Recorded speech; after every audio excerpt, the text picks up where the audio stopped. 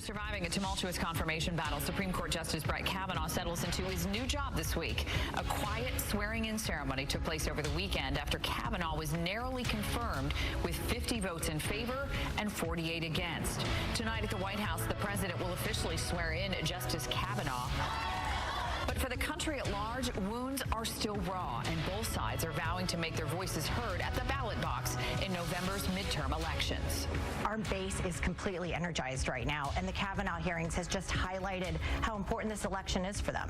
I'm focused like a laser beam on the elections because all these angry people out there, they know that it is the people who are sitting in the Senate that they've elected who are making these decisions, and they're going to go to the polls and they're going to vote differently. Has America ever been so energized about the midterms? They will be this year. Let's bring in our political analyst, Whitney Boan. She is a Democrat. Rick Keller, he is a Republican and a former congressman. Whitney's an attorney as well. We want to thank you both for being here, you guys. Great to see you both. Good to see you. All right, I'm going to squeeze in so we can fit into the shot. There we go. All right, so we're going to start with this. No question, Kavanaugh confirmation energized the country as we head into the midterms. But everybody's talking from both sides about how this is going to bring a swell of their voters to the ballot box in November. Whitney, what do you think? I think that both sides are going to have a swell of voters at the ballots this November. And I think that what you're going to see especially is a lot of women are going to be turning out.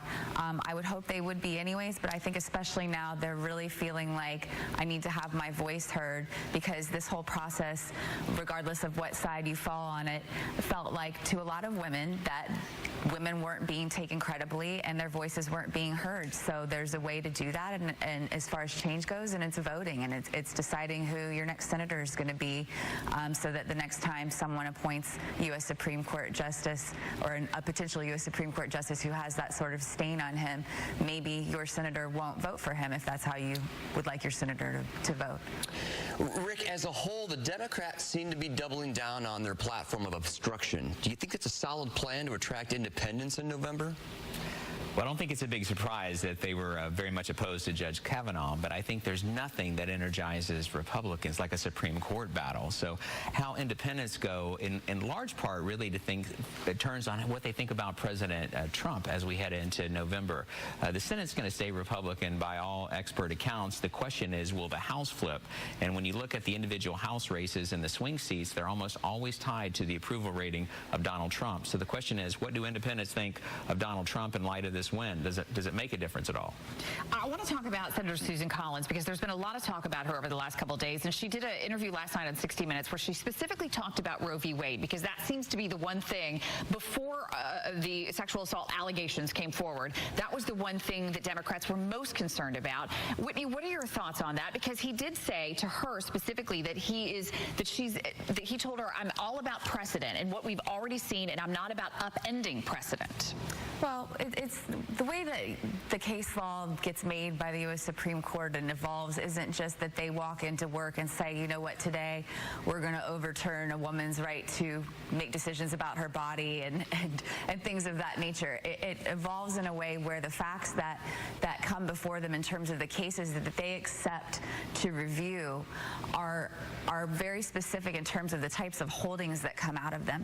So in other words, I don't believe that Justice Kavanaugh is walking into the office and all of a sudden women are going to lose the right to have an abortion. I think the overarching concern, though, is a lot more nuanced in terms of the fact that he tends to have voted previously as serving as a federal judge, that he feels that there should be more restrictions. The government should have the right to make a lot more restrictions regarding the way and the manner and how and when a woman can get an abortion.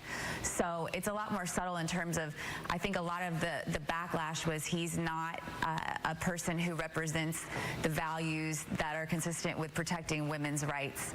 And so I think that, the issue of Roe versus Wade is a little bit of an oversimplification of the issue here. Rick, we seem to be radicalized today, from Congress to the Supreme Court hearings, from sports to sitcoms. The chairman of the DNC, Tom Perez, saying it's time to make Republicans pay for the price, for Kavanaugh. Is there no more market for moderation today? Moderation is really tough right before the election, and one of the reasons is if you are a Republican, for example, who works with Democrats across the aisle, chances are you're in a swing seat, and those are the very people that are targeted by Democrats. And the same thing in reverse. If you're a Democrat who works with Republicans, such as, say, Senator Joe Manchin, those are the people that are targeted because they're in the swing seats. So it makes it very polarized, and very little you can do when you get this close to an election. Well, it's certainly going to be an interesting election. I have a feeling we're going to be seeing lots more, both of you. So we certainly appreciate your insight this morning. Thank you for being here, Whitney Boan, Rick Keller, both of them attorneys here in town locally. So reach out to them if you ever need a good attorney. Thank you for being here. Thank you. All right.